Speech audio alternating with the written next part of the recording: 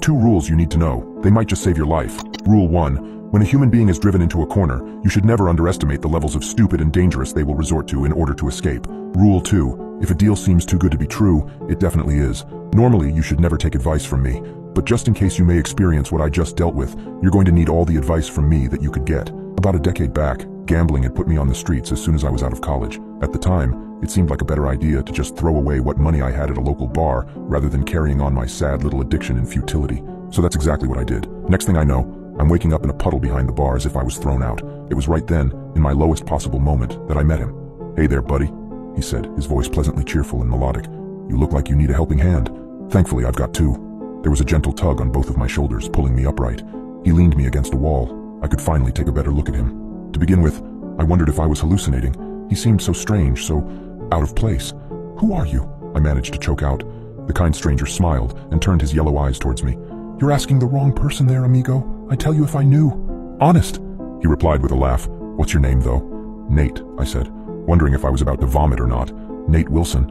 There was a long, awkward silence after that. "The bar," he finally said. "How much of that whole fiasco in there do you remember?" I'd almost forgotten about them myself, but the second he said it, all the memories came back. I'd ranted and raved, screamed at the top of my lungs in there. "Debt, debt, debt." "Oh, don't worry about those," I said, my cheeks reddening with shame. "That's not your problem. I'll deal with it." The stranger didn't respond. He began reaching into his jacket. "You're my best friend, Nate," he said. "And friends are meant to help each other out of sticky situations, aren't they? Since when did I become his best friend?" But before I could respond, he produced a stack of bills from a pocket inside his suit and passed it over to me. "Will this be enough?" he asked. It was at this point that I was most open to the idea of this all being some crazy dream. It was $20,000. I can't possibly accept this." "Please do," he said with another ear-to-ear grin. "You needed an awful lot more than I do." Rule 1. When a human being is driven into a corner, you should never underestimate the levels of stupid and dangerous they will resort to in order to escape. "But why?" was the only question I could summon. He smiled and shrugged. "Just promise me you'll stop gambling." Without another word, I lunged forward and hugged him. A long, warm, tight embrace. "Thank you so much," I whispered, my tears dripping onto the shoulder of his suit. "Oh, one more thing," he said, reaching into his jacket again. "A little something I wrote up in the bar just to help you out." He passed me a folded-up piece of paper. I didn't even think to check it at the time. I just shoved it into the pocket of my filthy coat and carried on thanking him. "There must be something you want," I pleaded, palms open in deference to his generosity. "Anything. I owe you my life." The stranger grinned and stroked his narrow chin in contemplation. "Now that's an irresistible offer," he said almost jokingly. "You drive a hard bargain, Mr. Wilson. Leave it with me, okay? I'm sure I'll think of something." He began walking away after that, whistling sunshine, lollipops, and rainbows as if he was some little kid. And just like that, the stranger was gone. Almost funny, isn't it? How someone like that can have such a profound impact on your life, then just up and disappear just as quickly. Using the stranger's money, I paid off my gambling debts in full and still had a little left over. I swore to stick to my promise, for my own sake and his. Once I was all square with the house, I finally took a moment to check the piece of paper that he'd left me with. This is when I realized something was horribly wrong. It was a list of instructions, specific down to the days, minutes, hours, and seconds, where to be and what to do in order to maximize success at that moment. He'd left stock tips for companies that didn't exist, on which house to buy, and how to get it at the best price. 5th of October 2009, go to Starbucks in town, meet Jesse O'Brien, 3 hours 51 minutes and 17 seconds p.m. 2 years later, Jesse O'Brien became Jesse Wilson. The stranger had engineered me meeting the love of my life, precise to the exact second we'd first make eye contact. I invested in the right stocks and pulled out of the wrong ones. My capital skyrocketed, and my personal wealth just grew greater and greater. 8th of June 2011, buy house 10 Aspen Way, don't rent, 6 hours 14 minutes and 43 seconds p.m. And so I did. Jesse and I moved into that big, gorgeous house once our honeymoon was over. We were wealthy, healthy, and deeply in love. But something was missing. Something the stranger had accounted for too. 17th of August 2012, conceived child with Jesse, 8 hours 31 minutes and 19 seconds p.m. Our little girl is called April. The stranger picked it, not me. She's 4 now, and I love her with all my heart. The stranger, a man who I'd known for less than an hour, had steered the entire course of my life in the best possible direction, out of nothing more than the kindness of his heart. He'd saved me. He'd saved all of us. That's why, as I was walking down the street this morning, my arms full of grocery bags, when I heard someone singing Sunshine, Lollipops, and Rainbows behind me, I recognized the voice instantly. Without a moment's hesitation, I turned to face him. It looked like that strange man hadn't aged a day in an entire decade.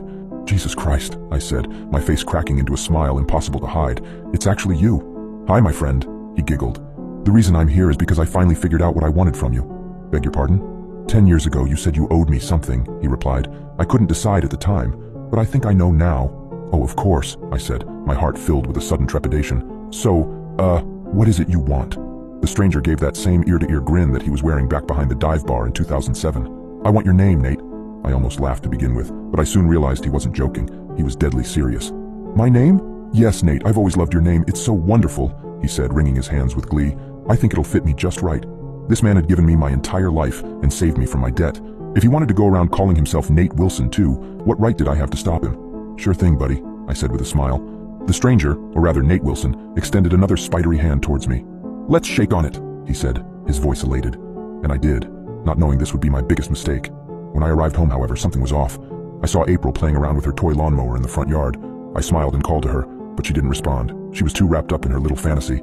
I made my way inside with the groceries. Jessie was in the kitchen, cutting up carrots.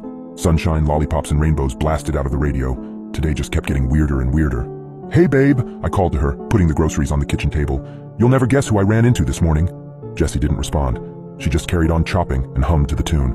"Babe, everything okay?" I asked. Still no response. At this point, I was beginning to get a little worried. I walked over to Jessie and placed a tentative hand on her shoulder. It just went straight through her goddamn body like she was a hologram, or I was. Again, no response from Jessie. What the hell had happened?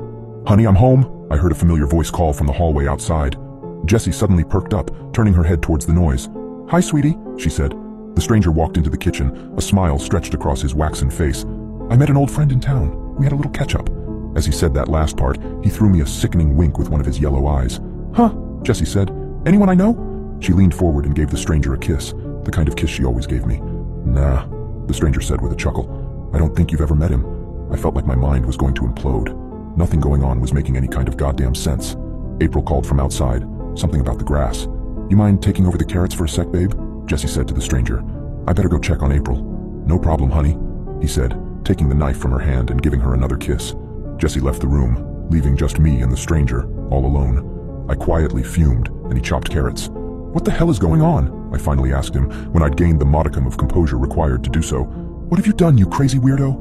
He carried on chopping the carrots. His eyes never left the chopping board. "My name is Nate, stranger," he said. "I'd really appreciate it if you called me by it." In my state of fury, I tried to grab him by the shoulder and turn him to face me. I could actually touch him, but he wouldn't budge. It was like trying to move a mountain. "That's my name, this is my house, and that's my wife," I said to him, rage and confusion rendering my voice a crackly mess. "I want you out of here and out of my life," the stranger chuckled. "See, that's where you're wrong, Slick. All that changed hands," he said. "This is Nate Wilson's house. Jessie is Nate Wilson's wife, and this is Nate Wilson's life. And by the terms of our recent deal, I'm Nate Wilson. And you, good buddy? You're nobody." "I won't accept that," I yelled, slamming my hand down onto the kitchen countertop. Without another word, Nate Wilson rammed the knife through my hand. There was no pain, no blood. It just phased through, as though I no longer even existed. "Word to the wise, stranger. Reality marches on regardless of whether you accept it," he said, as I pulled my hand away from the knife.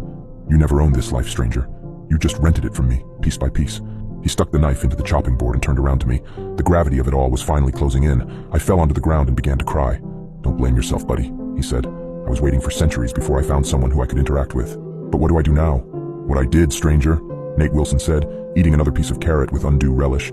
"Ask around, find someone you can talk to. Might be this afternoon, who knows. Sure, it could be a week, month, year, decade, century, but I'm an eternal optimist." "A century?" I said, trying to ebb the stream of tears flowing out of me. "I can't wait that long." "You'd be surprised, pal. Patience is something you'll learn, being nameless.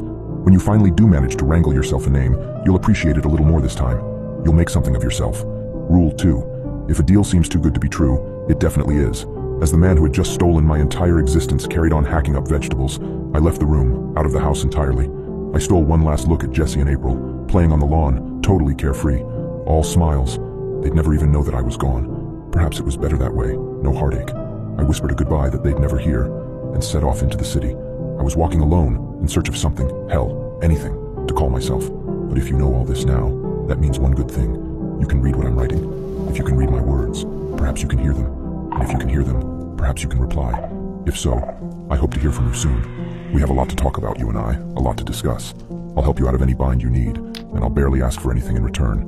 Barely anything at all.